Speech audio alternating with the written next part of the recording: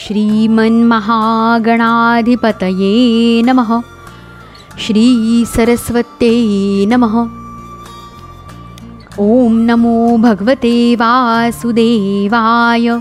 श्री गुरुभ्यो नमः। श्री गुरुदेव दत्तात्रेयाय नमः। योगीशरूपं परमात्मवेशं सदानुरागं सहकार्यरूपं वरप्रसादं विबुधैकसेव्यं श्रीपादराजं शरणं प्रपद्ये। श्रीमद्भागवतमहापुराणे पंचमस्कंधे अथ षष्ठोऽध्यायः। ऋषभदेवांचा देहत्याग।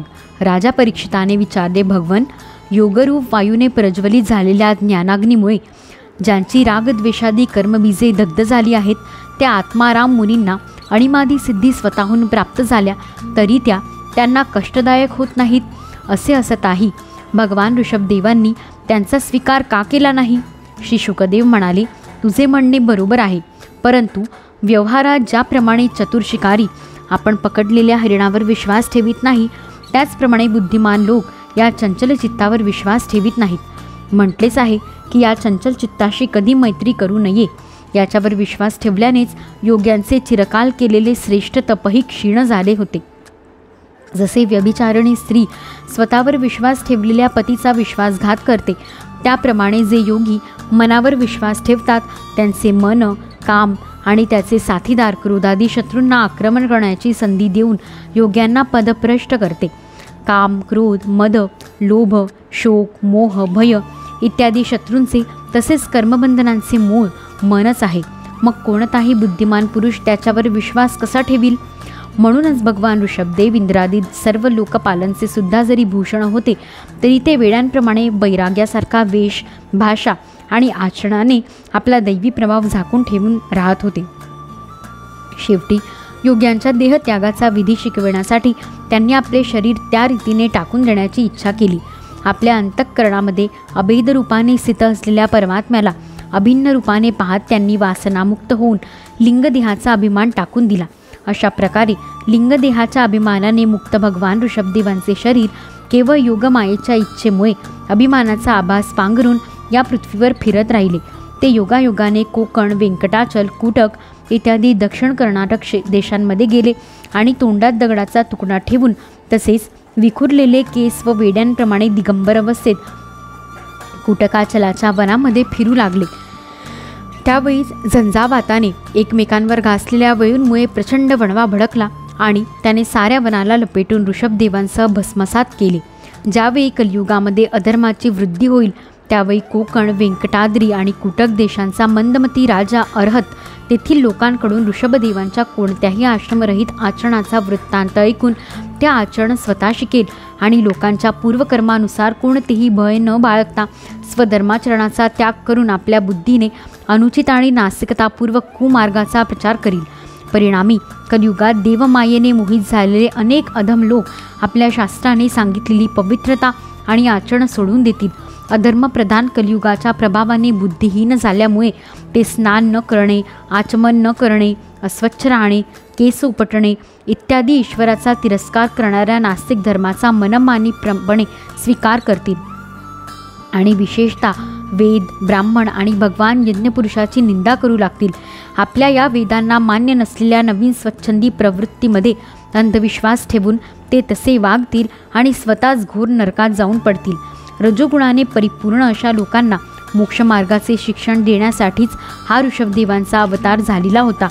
त्यांच्या गुणांचे वर्णन करीत लोक असे म्हणतात की अहो, 7 समुद्र असणाऱ्या पृथ्वीच्या सर्व द्वीप आणि वर्षे यांमध्ये हे भारतवर्ष मोठी पुण्यभूमी आहे, कारण येथील लोक श्रीहरींच्या कल्याणकारक अवतार चरित्रांचे गायन करतात।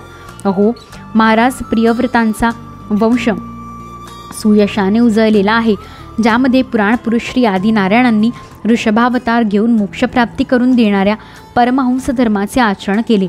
अहो, या जन्मरहित भगवान ऋषभदेवांच्या मार्गाने दुसरा कोणताही योगी मनाने सुद्धा कसा चालू शकेल? कारण योगीजन ज्या योगसिद्धींच्या प्राप्तीसाठी उत्सुक होऊन निरंतर प्रयत्न करीत राहतात, त्या आपोआप प्राप्त होऊन सुद्धा यांनी त्यांना मिथ्या समजून त्यांचा त्याग केला होता. अशा प्रकारे संपूर्ण वेद, लोक, देवता, ब्राह्मण आणि गायींचे परमगुरू भगवान ऋषभदेवांचे हे विशुद्ध चरित्र मी तुला ऐकविले. हे माणसांचे सर्व पाप नाहीसे करणारे आहे. जो मनुष्य हे परममंगलमय पवित्र चरित्र एकाग्र चित्ताने श्रद्धापूर्वक नेहमी ऐकतो किंवा दुसऱ्याला ऐकवितो, त्या दोघांचीही भगवान वासुदेवांमध्ये अनन्य भक्ती निर्माण होते. पंडित निरनिराळ्या पापांमुळे उत्पन्न होणाऱ्या सांसारिक तापांनी अत्यंत तापलेले आपले अंतःकरण या भक्ती सरितेमध्ये निरंतर धुवून काढतात. त्यामुळे त्यांना जी परमशांती मिळते ती इतकी आनंददायी असते की ते लोक नंतर तिच्या बदल्यात स्वतःहून प्राप्त झालेल्या मोक्षरूप परमपुरुषार्थाचाही आदर करीत नाहीत. भगवंतांचे आप्त झाल्यामुळेच त्यांचे सर्व पुरुषार्थ सिद्ध होतात.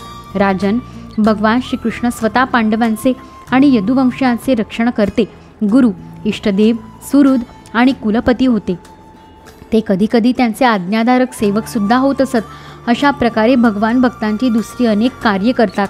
प्रसंगी त्यांना मुक्तीसुद्धा देतात, परंतु भक्तियोग सहजासहजी देत नाहीत.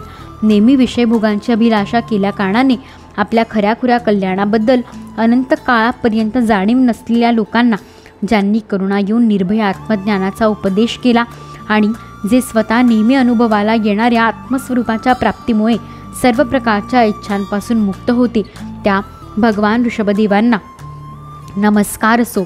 अध्याय 6 समाप्त. इति श्रीमद्भागवते महापुराणे पारमहंस्या संहिताया पंचमस्कंधे ऋषभदेवानुचरिते षष्ठोऽध्यायः. ऋषिकेशमेवागमनकाय जातं हरे ज्ञानतो विश्वसाक्षिन्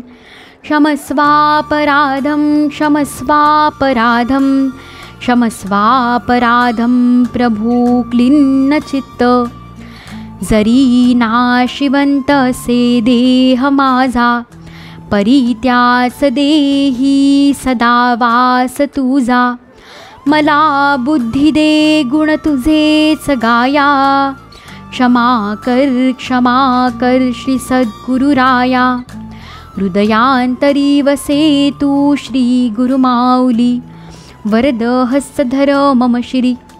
तव प्रेम लाभो जन्म जन्मांतरी. उद्धारावे चैतन्य घन सद्गुरु श्री हरिराया. माझा अहंभाव से शरीरी तथापि तो सद्गुरु अंगीकारी. नाही मनी अल्पविकार जाला. विसरू कसामी गुरुपादुकाना. श्री सद्गुरु चरणारविंदार्पणमस्तु. श्रीकृष्णार्पणमस्तु. अवधूत चिंतन श्री गुरुदेव दत्त.